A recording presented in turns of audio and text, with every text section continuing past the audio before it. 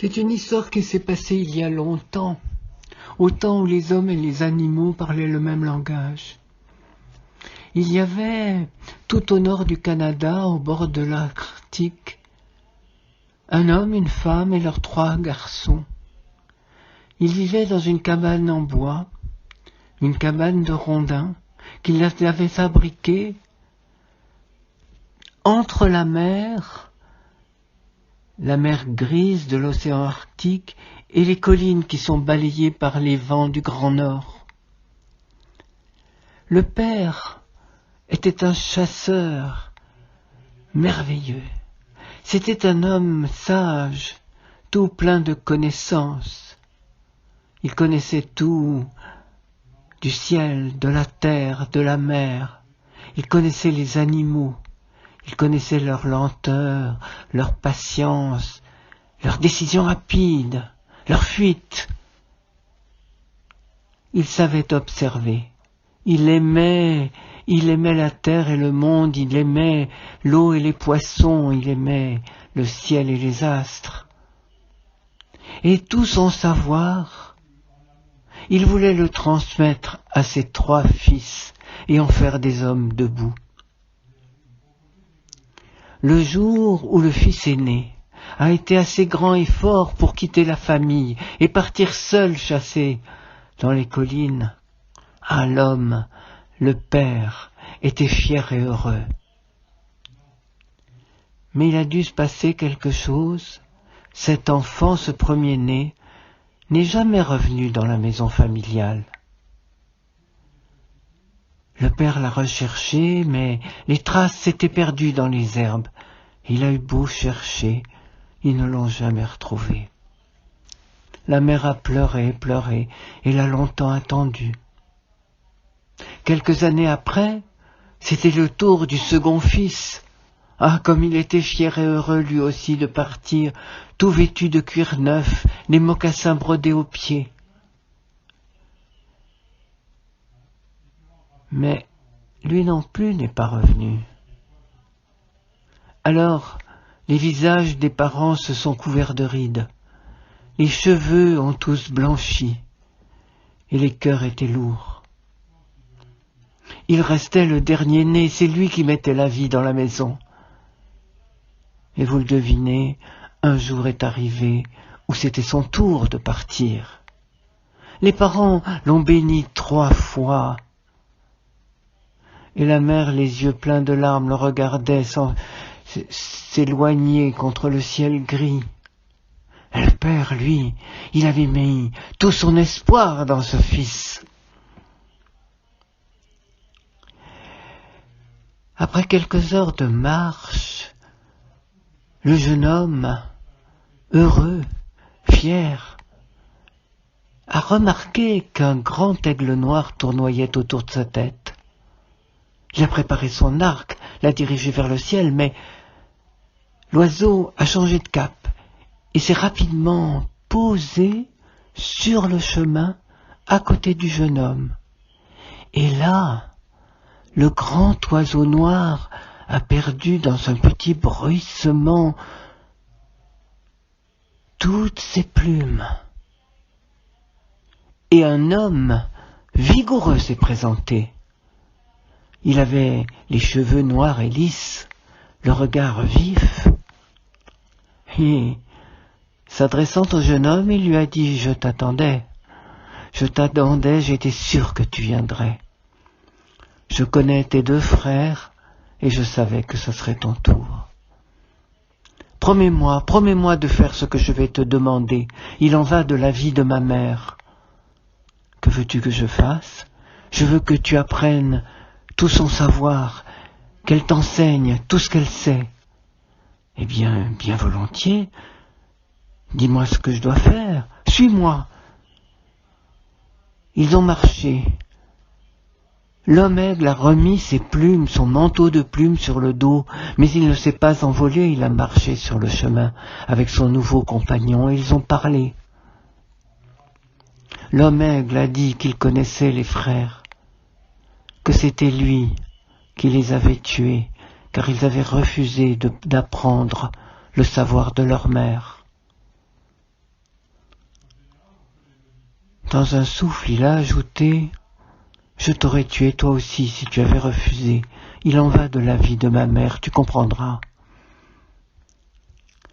Lorsqu'ils sont arrivés en haut de la montagne, tout en haut, ils ont vu une maison de pierre. Oh, cette maison avait quelque chose d'étonnant. Elle vibrait à un rythme régulier. « Écoute, a dit l'homme aigle, écoute, c'est le cœur de ma mère qui bat. Mais entre, ne crains rien. » Et dans la grande cuisine enfumée, le jeune homme a pu voir une femme assise, toute voûtée, tristement voûtée, et son visage couvert de rides. L'homme aigle s'est approché d'elle, l'a serrée dans ses bras et lui a dit « Mère, je t'amène la joie, tu vas pouvoir revivre, toi qui meurs. » Voilà le jeune homme, il est d'accord, il veut apprendre tout son savoir.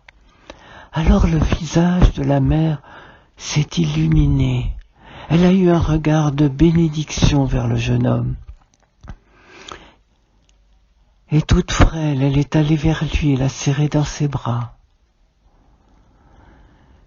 « Commençons alors, a-t-elle dit. Tu vas d'abord construire une grande maison, plus grande, plus belle que les maisons ordinaires. » Et le garçon a construit une très grande maison sur le haut de la montagne.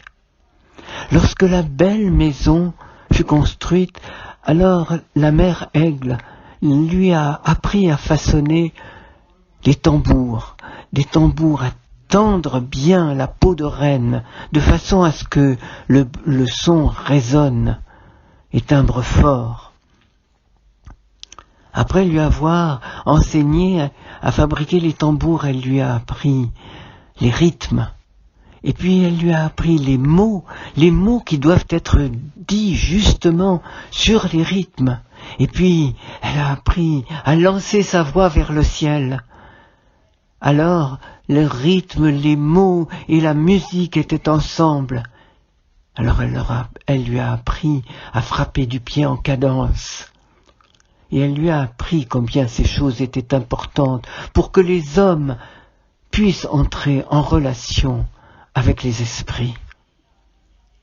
Et le garçon a bien appris, compris et vu la richesse de tout son enseignement.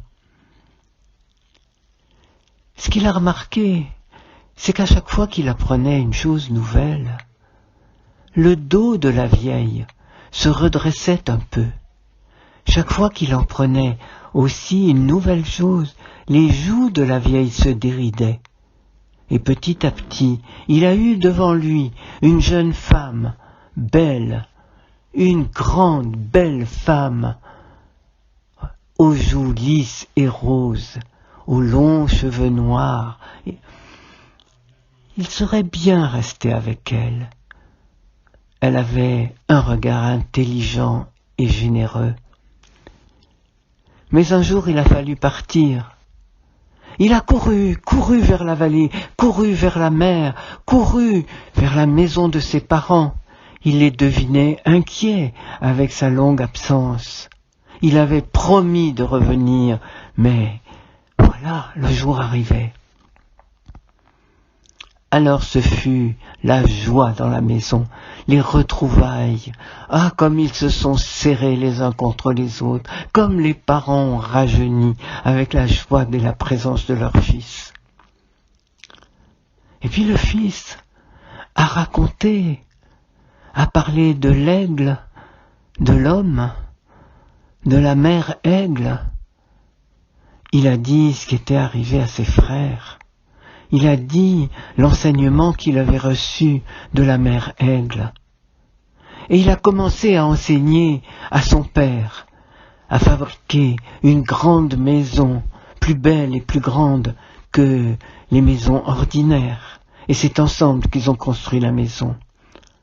Il a enseigné à la mère à fabriquer des tambours en tirant bien la peau de renne pour que le son soit clair et vif.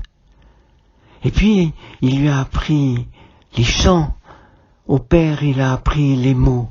Aux deux, il a appris les pas de danse.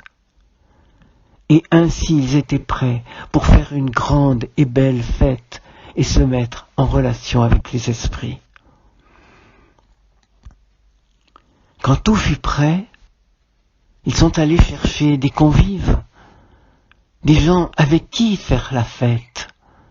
Ils ont dû aller loin dans les collines pour trouver des voisins. Ils sont tombés sur des gens étranges. Certains avaient des peaux de renard, étaient habillés de peaux de renard. D'autres portaient des peaux de loup.